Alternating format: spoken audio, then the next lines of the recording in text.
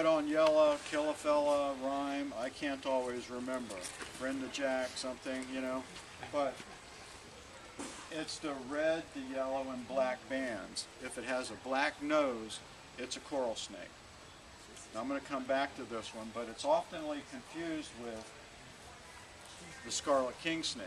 It has the same color bands, but it's still red, black, and yellow, but this one has a red nose. So he's perfectly harmless. Very, very beneficial snake. Now the coral snake doesn't have fangs like the rattlesnake. It has tiny little teeth. And he's the most poisonous but the least likely to bite you. He actually has to get hold of a toe or a finger and start chewing, you know, to break the skin. And the saliva contains the poison. And it is a neurotoxin. You want to get immediate medical attention for that. Even if you're not feeling bad, there'll be a little pain involved, but being a neurotoxin, it immediately starts attacking your nervous system.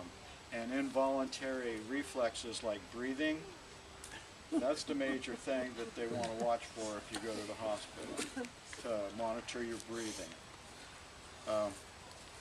They will give you antitoxin there, and very few people die of these, but it's been known to. Medical help is a good thing. Once again,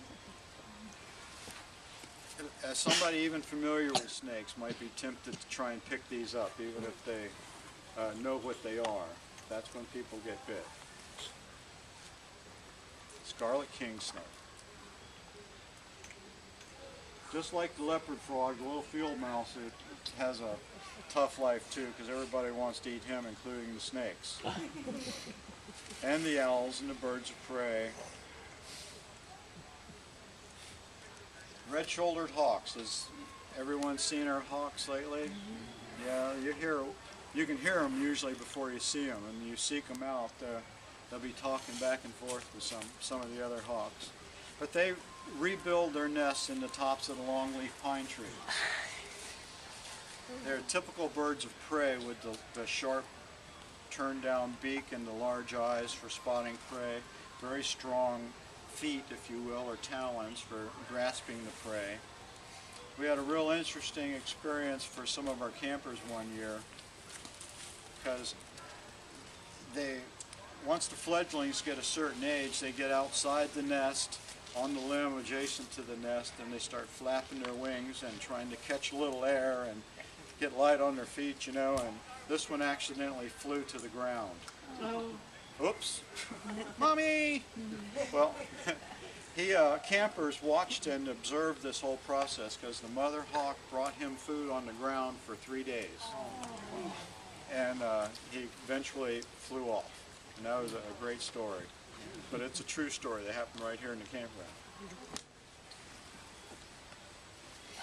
Up in the very front of the park is a pretty unusual plant community. It's the Freshwater Marsh, Flatwoods Pond, if you will. If you notice, the interior of it has higher vegetation than the subsequent layers going outward. It never really dries out, so the interior of this pond has the most growth time, so it's the highest.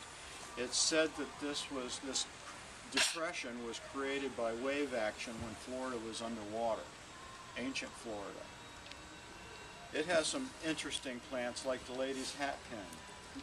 That flower is about the size of a large marshmallow and stands about 2 feet tall. You guys know what a carnivorous plant is? That's right. It eats living things. This is a swollen bladderwort. It stands about 6 inches high out of the water. The roots are free floating, but the bladders that it's sitting on out at the end has little trigger hairs.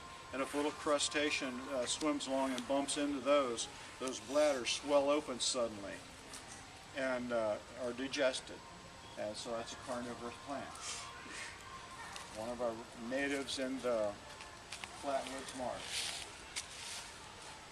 Blue flag iris is my favorite flower that blooms around here, which makes me want to remind everyone, when you see these flowers or any of our flowers, please admire them, take pictures, but don't pick them. Everyone else needs to enjoy them as well. I came through the campground one day and there was a full coffee can with about 2 dozen of these sitting in it. I wasn't mean or nasty, but I took them away from them. I wasn't going to let them enjoy them at their picnic table, and interpreted to them why not to do that. They're not in bloom yet, but in the spring they will. Pickerel weed in the marshes is a major food staple for migratory ducks and native wildlife. We're going to move from the front of the park across the river to the Hardwood Hammock. There's 3 different kinds. A hydric hammock, which is very, very wet most of the year. A mesic hammock, which is in between wet, and a xeric hammock, which is very dry. We have a mesic hammock. Some parts of the year it's very wet over there, and some parts it's not so wet. Right now you really can't tell these trees apart because they have no leaves on them.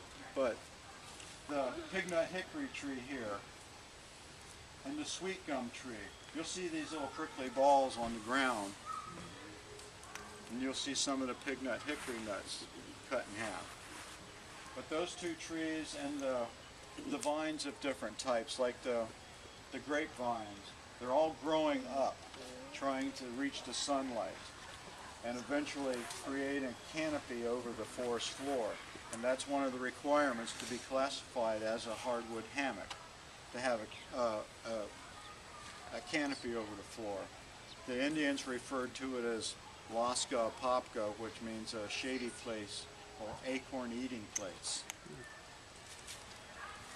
Subsequent from the top of the trees are the understory trees, like the southern magnolia here. You don't see many really large magnolia trees in Florida anymore, thanks to the citrus industry.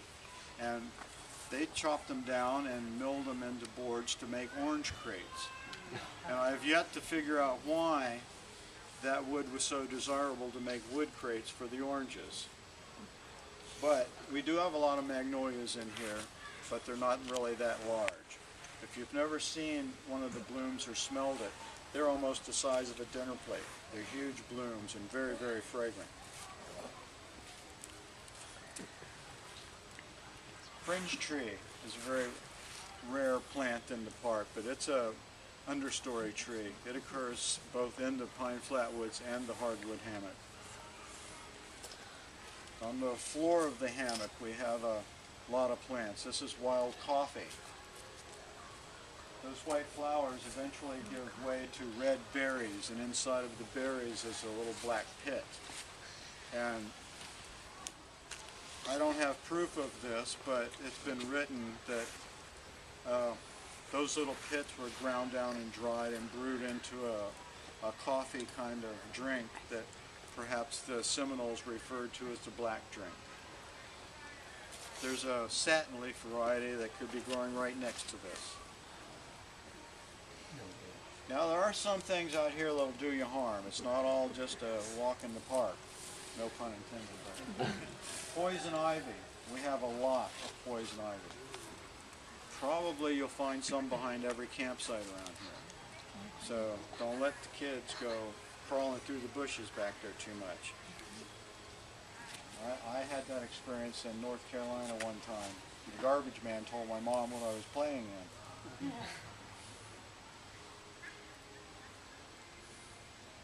This is a caterpillar called a Saddleback Caterpillar, and the leaf that he's sitting on is about 2 inches long.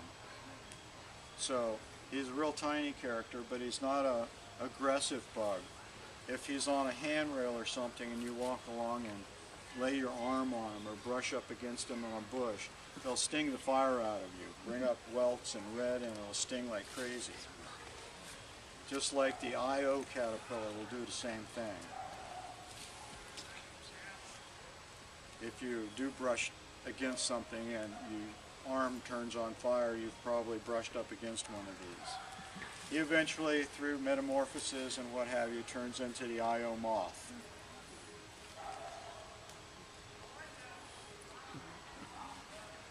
We used to have a lot more raccoons than we do. They got be so abundant that we had to start trapping them and relocating them to different areas around here.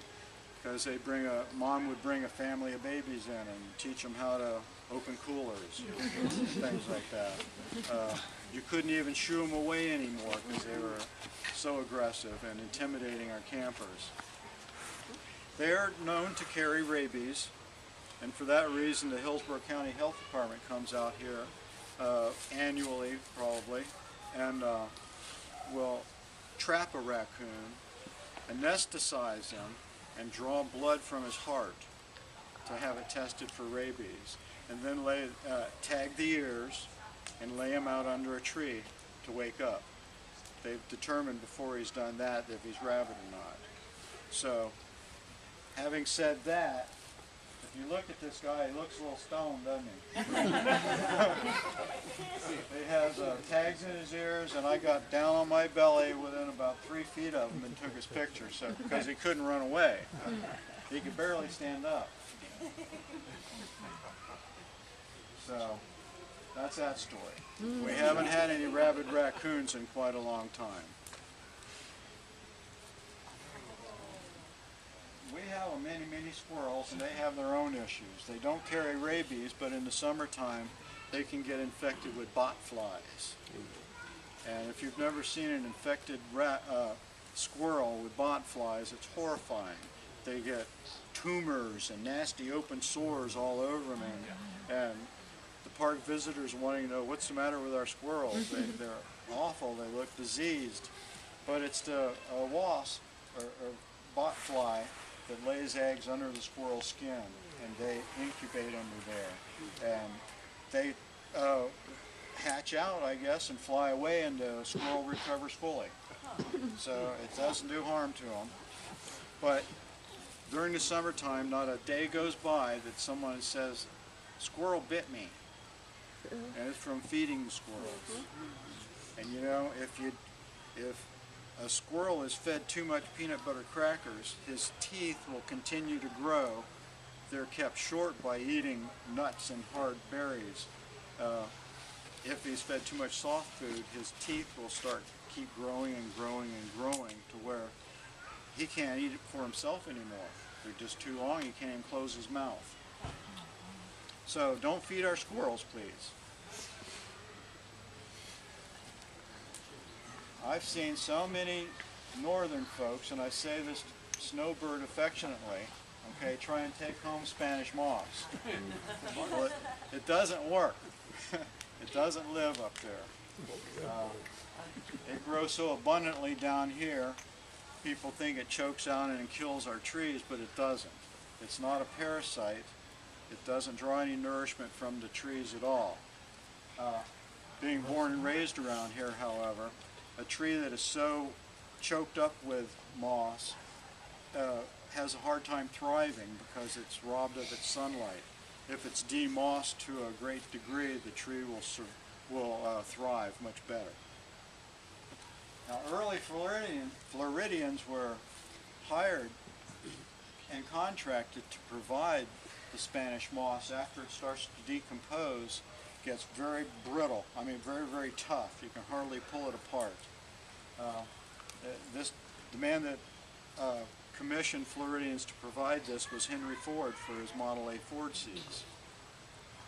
And antique furniture became popular to stuff this with. Now the green moss, when it's on the ground, will get red bugs, but once it's decomposed to this degree and gets tough, it no longer has red bugs in it. You've heard the owls around here, right? Most of them are barred owls, but this is a picture of a great horned owl. They're about the same size, but I didn't have a picture of a barred owl. If you hear them hooting and holler at night near your campsite, take your flashlight out and try and find him, because he'll sit right there, like on that limb right there, and you could check him out. A little screech owl.